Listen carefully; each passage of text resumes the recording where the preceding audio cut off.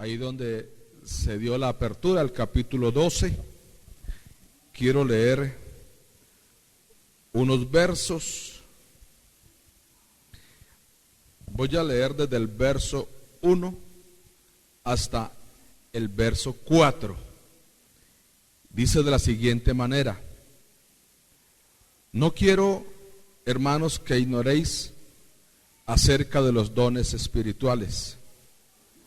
Sabéis que cuando erais gentiles, se os extraviaba llevándoos como se os lleva a los ídolos mudos.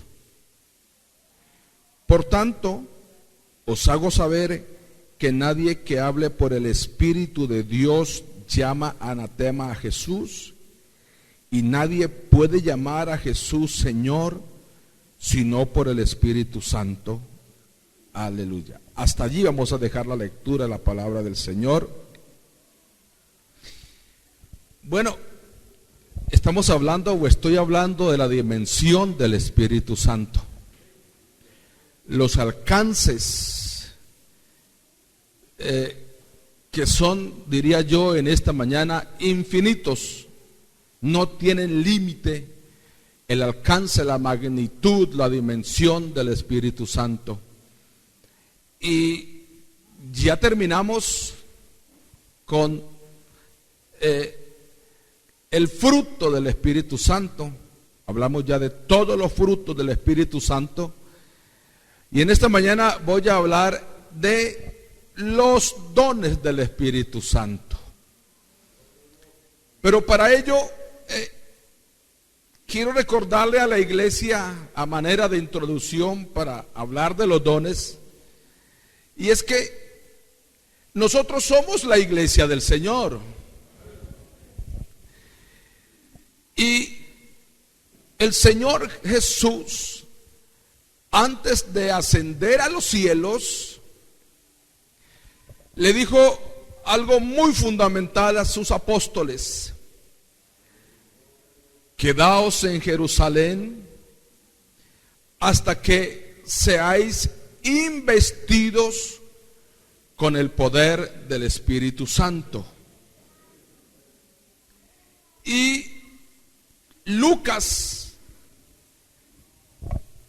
en el libro de los Hechos, el capítulo 1 y el verso 8, también escribe las palabras que el maestro dijo antes de ir al reino de los cielos: pero recibiréis poder cuando haya venido sobre vosotros el Espíritu Santo, y me seréis testigos en Jerusalén, en Judea, en Samaria y hasta lo último de la tierra. Es decir, a partir del momento en que el Señor Jesús los iba a dejar solos, ellos tenían que tener un respaldo de parte del Señor. Y ese respaldo era nada menos ni nada más que el poder del Espíritu de Dios. El Señor Jesús les dejó la responsabilidad, y una gran responsabilidad, a sus discípulos. Y quiero decirle en esta mañana que usted es un discípulo del Señor. Sí, claro que sí. Es decir, somos la iglesia del Señor. Y como iglesia del Señor, Él nos ha dejado una responsabilidad de extender el evangelio hasta lo último de la tierra. Fue debido a eso que no los dejó solos, envió su Espíritu Santo. Aleluya. Entonces, pero además de dejarles el Espíritu Santo, por eso la magnitud, por eso la dimensión, por eso la obra del Espíritu Santo es tan especial y es tan amplia, que dentro de ese poder del Espíritu Santo también hay otro actuar. Y ese otro actuar entonces son los dones del Espíritu de Dios, o los dones del Espíritu Santo. Entonces, hay dos palabras aquí, las cuales se utilizan para hablar de los dones del Espíritu Santo. Y la primera es una palabra griega que es charismas, que significa decir o hacer algo agradable, mostrarse gentil, mostrarse generoso. Y la otra palabra es parenosis, que significa manifestación. Al unir esas dos palabras, charisma y parenosis, entonces nos da prácticamente lo que el Señor quiere, una vista visible de lo que Él iba a hacer a través de sus apóstoles, a través de sus hijos, a través de su iglesia, y que esto iba a ser visible, iba a ser conocido. Entonces nos da una imagen completa de la obra, de la magnitud, de la grandeza del Espíritu Santo de Dios, reflejándolo y actuando. ¿En dónde? ¿Cómo? ¿Cuándo? En la predicación del Evangelio. Y por eso hasta el día de hoy, hermanos míos, iglesia del Señor, esta iglesia sigue creyendo en el poder del Espíritu Santo de Dios. Él es nuestro guía, Él es el que nos dirige, Él es el que nos enseña, Él es el que nos da el poder, no somos nosotros. Entonces, hermano mío, esa palabra dones del Espíritu Santo son habilidades maravillosas, especiales, que el Espíritu de Dios ha dado al creyente. ¿Para qué? Para hacer un trabajo en el Señor más eficaz. Una cosa es hacer un trabajo sin el Espíritu Santo, y otra cosa es hacer un trabajo con el Espíritu Santo. Y cuando hemos sido bautizados con el Espíritu Santo de Dios, entonces vienen los charismas, vienen los dones de parte de Dios. Corinto fue una ciudad donde por norma general de todas los pueblos y ciudades de esa zona, y en el medio en que se encontraban, eran poblaciones, eran ciudades totalmente politeístas, eran ciudades totalmente paganas, eran pueblos entregados a la idolatría. Pablo llega a Corinto y la gente comienza a arrepentirse. ¿Y qué es lo que sucede allí? Si bien es cierto, Pablo no estuvo mucho tiempo en Corinto. Pablo era misionero, es decir, establecía iglesias. La gente se arrepentía y él establecía lugares de predicación, dejaba un encargado allí y se iba después a Éfeso y se iba a otros pueblos, Filipo, etcétera. Entonces, ¿por qué escribe esa carta a los corintios, a los hermanos en Corinto? Porque había un gran problema en Corinto. Y el problema comienza a él a describirlo en el verso 1 del capítulo 12. Y mire lo que dice ahí: no quiero, hermanos, que ignoréis acerca de los dones espirituales. No olvidemos que los que se arrepentían, los que creían en el Evangelio, se arrepentían y eran bautizados, de una o de otra manera traían en su mente las cosas que se habían practicado cuando no eran creyentes. Y quiero decirlo, puede ser que ahora no se haga eso, pero algunas personas, después de haberles enseñado la palabra del Señor, y ellos después de bautizados, todavía tienen algo pegadito que no debería ser así, del viejo hombre, del mundo. No debería ser de esa manera. Pero todavía quedan como unas secuelas que no deberían estar, pero que están allí. Entonces, los que se convertían ahí en Corinto tenían en su mente algunas costumbres que se practicaban en esos templos paganos. Y no solamente eso, al ver una iglesia joven, cuando hablo de joven, una iglesia nueva, entonces no tenían lo que usted y yo tenemos hoy. No, nosotros tenemos la escritura, nosotros tenemos la palabra del Señor. Puede ser que en Corinto solamente tenían, y creo que era así, nomás el Antiguo Testamento. No tenían el Nuevo Testamento. Por eso Pablo comienza a escribir esa carta. Escribió 2 cartas. Algunos estudiosos hablan que Pablo escribió 3 cartas a los corintios, pero nomás hay 2 registradas en la Biblia.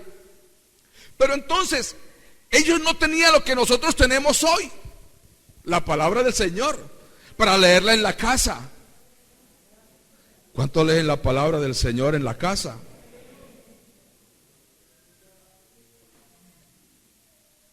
Bueno, cuando Pablo ve esa anomalía en Corinto, ¿qué es lo que hace? Comienza a escribir su primera carta a la iglesia en Corinto.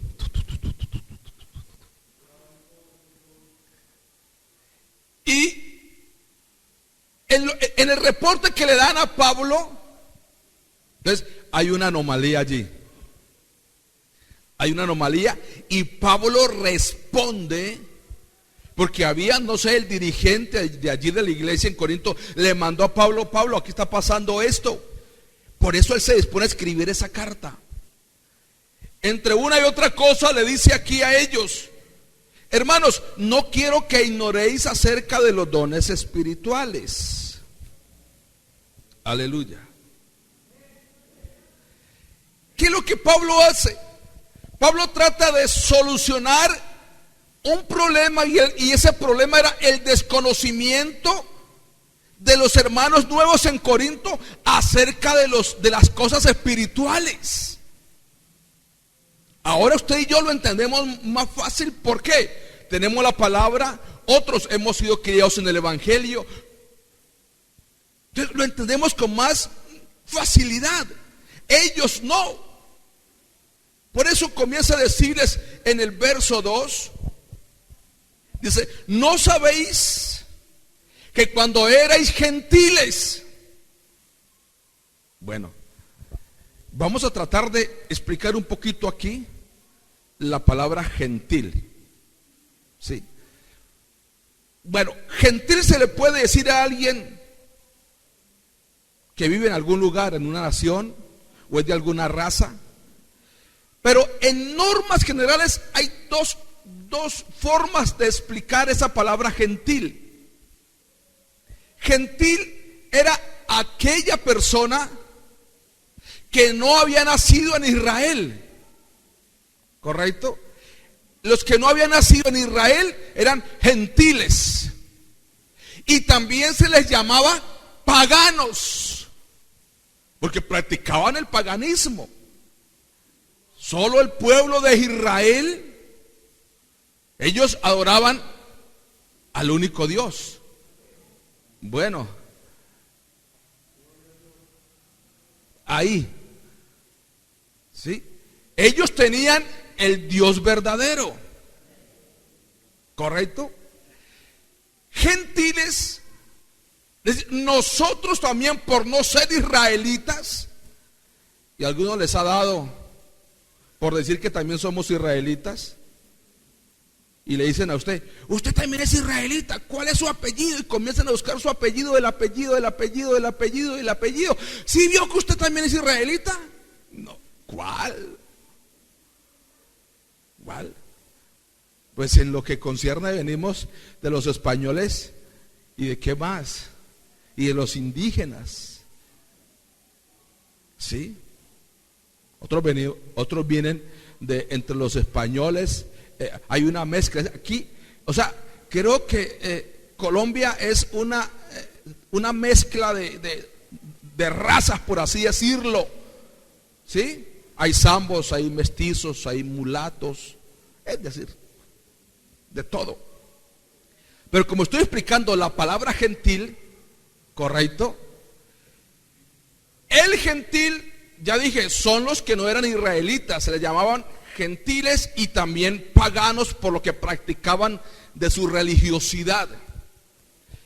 El otro significado es a aquellos hombres y mujeres, ya en término acá diría yo espiritual. El gentil es aquel que no es cristiano. ¿Me hago entender? Ahí vamos bien. Es aquel que no es cristiano. Nosotros somos gentiles.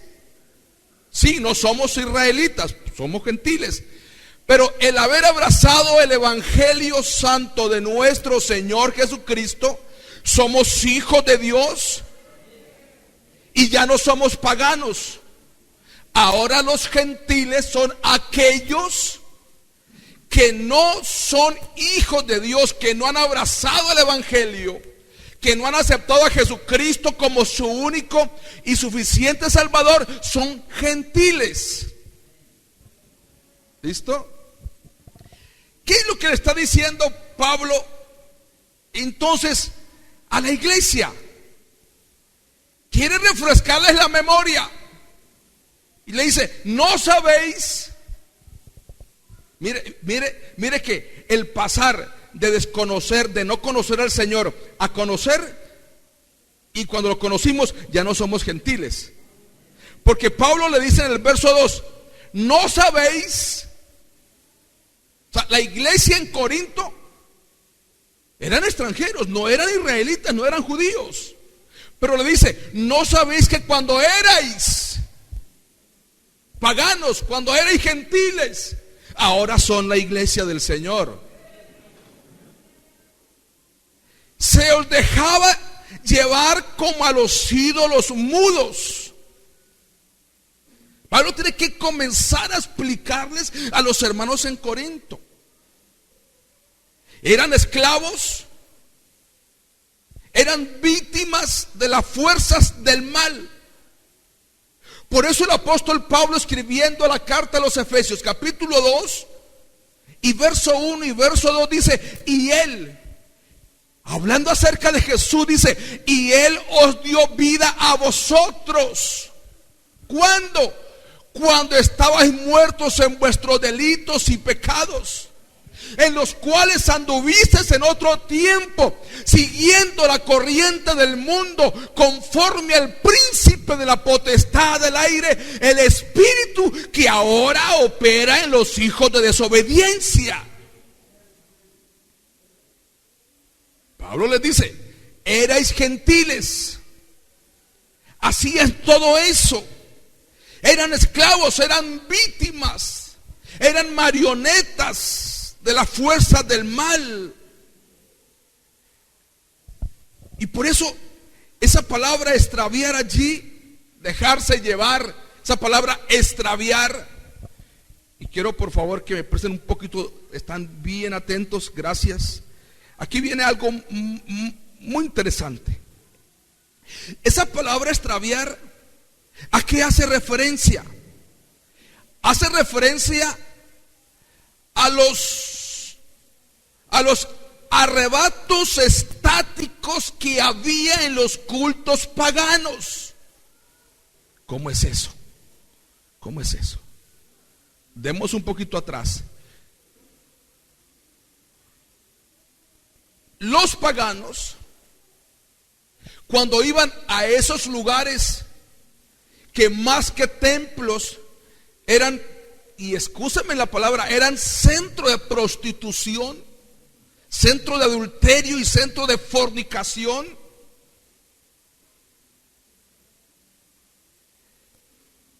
la parte espiritual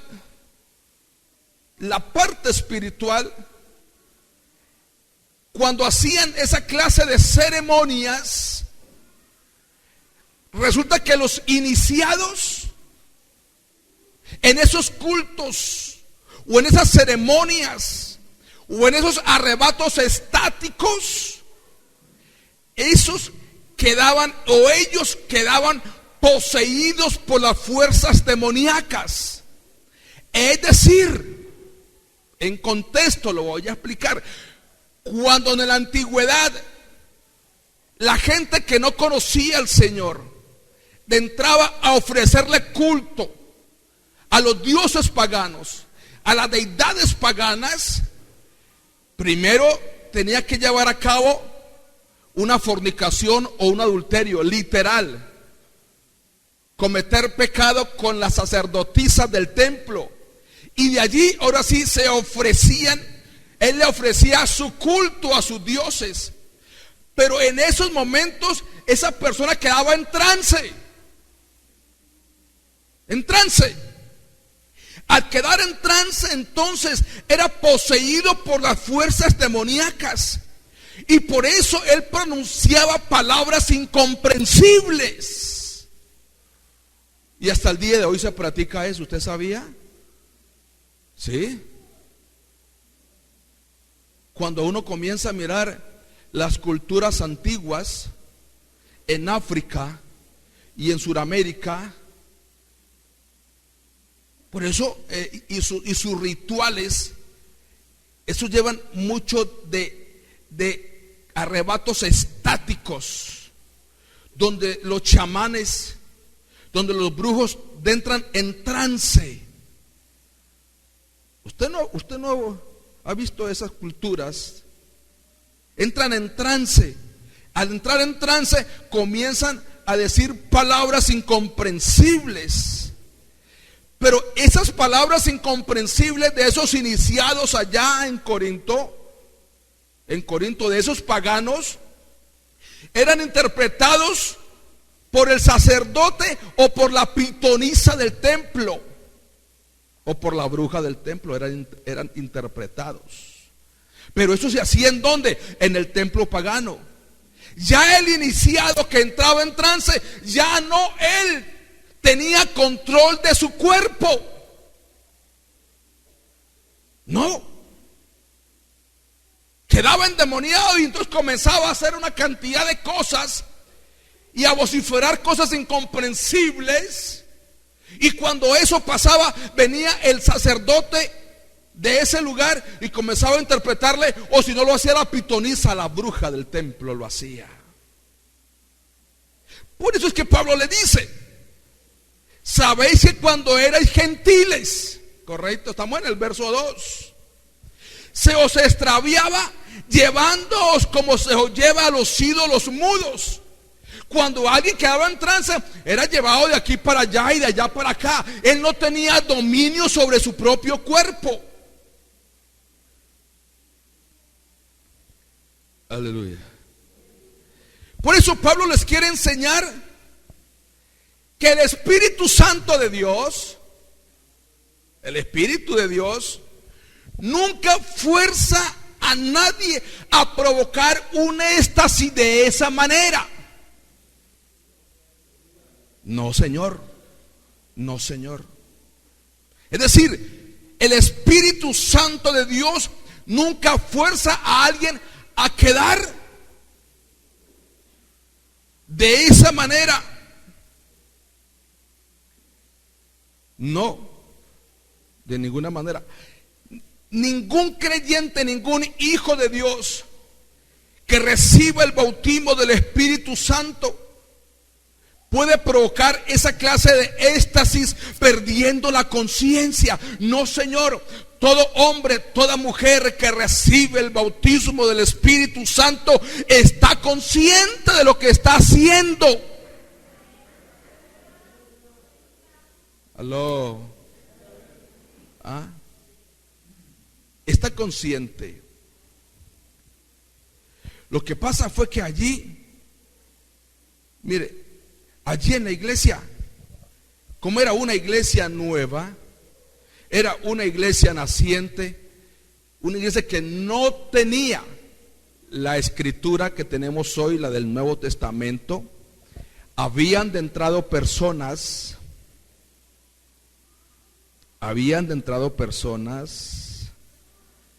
que querían dañar la estabilidad,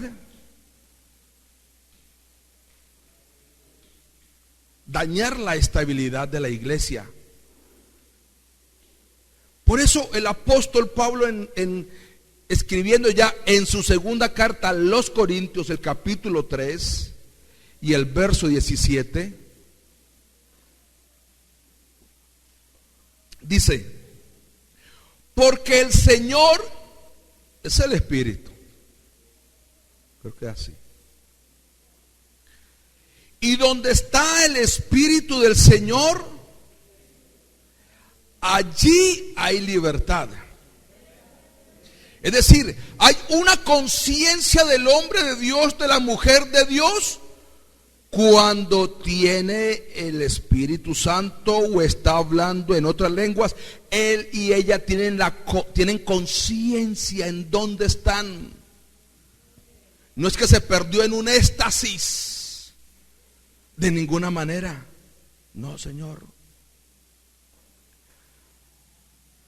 Entonces, Pablo además, él mismo escribiendo la carta a los romanos, aunque le escribe Tercio, pero pues Pablo es el que le edita a Tercio. Tercio le escribe, pero Pablo escribiendo aquí en Romanos capítulo 1 y el verso 21, aquí hay algo largo, pero voy a leer unos cuantos nomás. Está hablando acerca, y podemos darle de entrar en contexto esta parte con lo que estamos hablando en Corinto, de Corintios. Y está hablando del hombre. Romanos 1:21. Cuando dice ahí, pues habiendo conocido a Dios. La gente dice, yo soy ateo. Pero eso es de labios para afuera. Pues habiendo conocido a Dios, no le glorificaron como a Dios ni le dieron gracia, sino que su necio corazón fue entenebrecido. Sino que se envanecieron en sus razonamientos y su necio corazón fue entenebrecido. Profesando ser sabios se hicieron necios y cambiaron, oiga allí, y cambiaron la gloria del Dios incorruptible. Dios es uno. Él es santo, Él es grande en majestad. Pero ¿qué hizo el hombre? Cambió la gloria del Dios incorruptible. Él habita la eternidad. ¿Por qué la cambió? Oiga, ¿cómo es el ser humano? Estaba mirando por allí cómo los animales, cuando viene un temblor, cuando viene cosas de la naturaleza, ellos presienten primero que nosotros. El hombre sabe quién es Dios, pero no le quiso dar gloria a Dios, no le quiso dar gracias a Dios, sino que se envaneció en su razonamiento. Profesando ser sabios se hicieron necios y cambiaron la gloria del Dios incorruptible. ¿Cómo representaron esa gente corrompida a Dios? Sencillo, ahí sigue diciendo: en imagen de hombre corruptible. Pero hagámosle la cara bien bonita, porque si la hacemos fea, pues la gente no nos va a seguir. Hagámosle una cara especial, pintémosla como así sutil, como que hagámonos una imagen. Pero no solamente la imagen de un ser humano, la silueta de un ser humano, no, sino que también de aves, Hay lugares donde la gente adora a las aves y a los animales, adoran a la vaca, adoran las ratas. Yo digo, Dios mío, ¿hasta dónde ha llegado por no querer adorar al Dios verdadero? Cambiaron la gloria del Dios incorruptible. Ya en el verso 3, mire, vamos al 3. Dice Pablo, por tanto os hago saber. Es decir, que en la iglesia de Corinto había una confusión. ¿Cuál confusión? De aquellos falsos maestros que se habían metido a la iglesia y con movimientos estáticos decían que lo que ellos sentían era el Espíritu Santo. Pero habían otros hermanos en la iglesia que recibían el Espíritu Santo. Entonces unos decían, bueno, ¿cómo es? ¿Aquí o allá? ¿Cómo es? Si lo que el hermano está recibiendo, ¿sí es lo de Dios o no es lo de Dios? Si acá que quedó como que en blanco y comienza a tirarse por ahí, ¿será eso o será acá? ¿Sí ve? Entonces, ¿qué dice Pablo en el verso 3? Con respecto a esa confusión, porque también habían dones milagrosos, pero habían entrado espíritus perversos para tratar de menoscabar y dañar la esencia de la bendición de Dios. Aleluya. Algunos entonces, aprovechando la inocencia de los hermanos en Corinto, la ignorancia de ellos, eran confundidos o se confundían algunos con los éxtasis de los cultos paganos y con lo que pasaba en la iglesia, aunque habían entrado paganos en la iglesia sin ser convertidos, también llevando esa práctica. Por eso cuando Pablo fue informado, él tiene que decirles, por tanto os hago saber que nadie que hable por el Espíritu de Dios llama anatema a Jesús. Comienza a darles luces a los hermanos para que ellos supieran distinguir por el Espíritu Santo de Dios qué era lo de Dios y qué no era lo de Dios. Ahí vamos bien, ¿cierto? Correcto. ¿Qué era y qué no era de Dios? Y dice, os hago saber que nadie que hable por el Espíritu de Dios. Entonces, vamos a ver si lo que ese que está allí está hablando. Porque hermanos, hay lenguas demoníacas. Hay lenguas demoníacas. Sí. Satanás es un imitador de primera. Y él, vean, hermano, una vez estando de pastor allá en Popayán, voy a contarles esto. Yo llegué y abrí el salón, dejé ajustadito con una silla y estaba orando. Eran que como las 7:30, 8, y comenzaba la dominical a las 10. Y habían venido como a las 8:30 unos cuanticos hermanos, poquitos. Yo estaba orando cuando de repente comencé a escuchar algo que de una comenzó como Dios. Y habían venido dos mujeres, habían entrado al culto. El culto comenzaba a las 10, pero eran como las 9 de la mañana. Se hicieron junticas y estaban dizque hablando en lenguas. Y yo que estaba acá orando, yo me sentía incómodo y comencé a orar y comencé a reprender, a orar y a reprender, a orar y a reprender. Cuando comenzó el culto, y mire la importancia, hermanos, de discernir. Y ya habían hermanos en la iglesia, ya eran como las 9 y algo, y íbamos a comenzar Comencé el culto y dije, hermanos, estoy sintiendo algo raro aquí. De pronto algunos no lo habían sentido, otros de pronto sí. Y ellas arrodilladas estaban hablando en lengua. Y yo, hermanos, arranqué el culto, vamos a orar porque aquí hay algo raro, les dije. Y vamos a reprender todo demonio en el nombre de Jesús de Nazaret.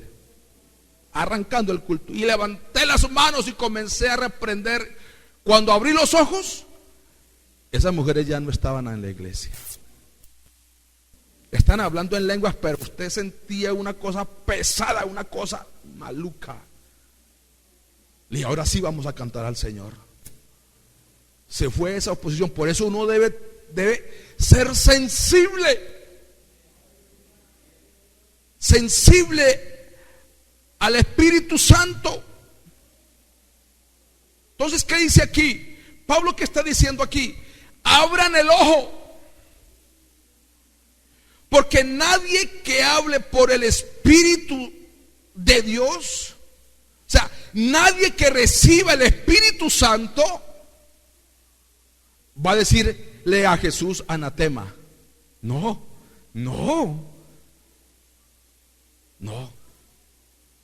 Nadie. Es decir, que si alguien comienza a hablar en lenguas, esa persona no, en lo que está diciendo, no puede decirle a Jesús anatema, porque anatema significa maldito, está maldiciendo al Señor. Por eso es que les aclara aquí. Por tanto os hago saber que nadie que hable por el Espíritu de Dios, porque cuando uno habla por el Espíritu de Dios, está exaltándolo, está alabándolo, adorándolo, reconociendo la grandeza, reconociendo su poder, reconociendo su majestad, su señorío.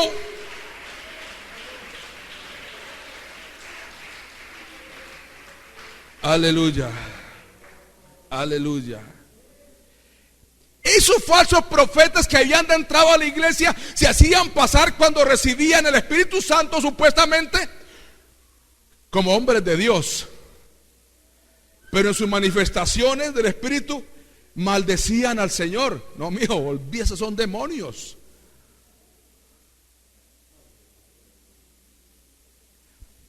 Por eso ha llegado momentos de cuando en la iglesia alguien comienza a hablar en lenguas, algunos se timbran.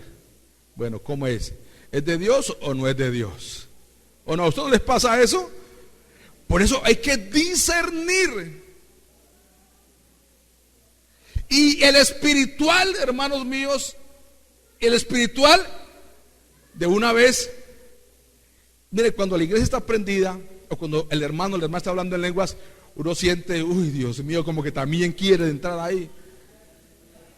Pero cuando no, uno como que siente el rechazo. Entonces, esto no puede ser pronunciado por alguien que está bajo la influencia del Espíritu Santo de Dios. No le puede decir anatema a Jesús. No. Porque el Espíritu Santo es el que guía y es el que tiene y da los dones espirituales a su iglesia. Entonces, por allí dijo Pablo y le dijo a la iglesia, vayan a discernir. Pero también dice allí, que sigue diciendo, y nadie puede llamar a Jesús Señor si no es por el Espíritu Santo. Aquí lo que Pablo está queriendo decir, dice, y nadie puede llamar a Jesús Señor si no es por el Espíritu Santo. Voy a tratar de decir unas palabritas aquí. Y es que nosotros como hijos de Dios, como iglesia, podemos decirle a nuestro Señor Jesús, Señor. porque Él es el dueño de la iglesia, porque Él es nuestro Padre celestial, porque nosotros somos sus hijos, nosotros somos su iglesia. Pero habrán algunos que le dirán a Jesús, Señor, aunque no tengan el Espíritu Santo. Pero eso no quiere decir también que ese hombre o esa mujer es un hijo de Dios. No, Señor, sino que debe comprobarse con sus frutos. Y eso ya lo vimos en 3 domingos anteriores. Nos gastamos 3 domingos hablando de los frutos. Por eso Mateo capítulo 7 y el verso 15 y 16 dice: guardaos de los falsos profetas que vienen a vosotros con vestidos de ovejas, pero por dentro son lobos rapaces. Y el 16, ¿qué dice? Por eso me gasté 3 dominicales hablando del fruto del Espíritu Santo.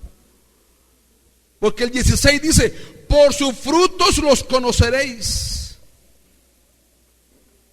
Y nosotros como hijos de Dios, alguien dice, yo soy hijo de Dios. O ella dice, yo soy hija de Dios. No, es que eso de expresarlo, muchos lo dicen. Entonces, aquí esto es muy interesante, hermanos míos. El apóstol, con esas instrucciones que le da a los hermanos en Corinto, los deja con una perspectiva de que entendieran que no todas las lenguas o que todos los movimientos que se hagan en la iglesia vienen de parte de Dios. No, no, Señor. Juan en su primera carta, el capítulo 4 y el verso 1 dice: amados,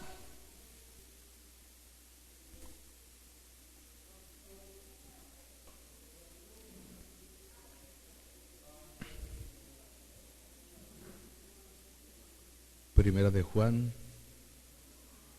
capítulo 4, verso 1. Amados, no creáis a todo espíritu. Bueno, la importancia de tener el Espíritu de Dios. No creáis a todo espíritu, sino probad los espíritus si son de Dios. El diablo es un imitador, mejor dicho, un falsificador. ¿No ve que es un lobo vestido de oveja? Y quiere hacer parecer que las cosas, bueno, vea, en este municipio, en este departamento, en este país o en el mundo entero, hay una gran cantidad de denominaciones, de religiones, de sectas en el mundo. Y el que no conoce las cosas del Señor, las cosas espirituales, las cosas de la iglesia, oyen el mismo canto aquí y lo oyen allá y lo oyen más allá. Y entonces la expresión de los amigos por desconocerse, eso es lo mismo. ¿Ah? ¿No será que usted le puede dar gracias a Dios porque tiene a este Dios grande y maravilloso, el único y sabio Dios? Por eso a Él le damos la honra, la gloria, y Él se merece de este pueblo lo mejor.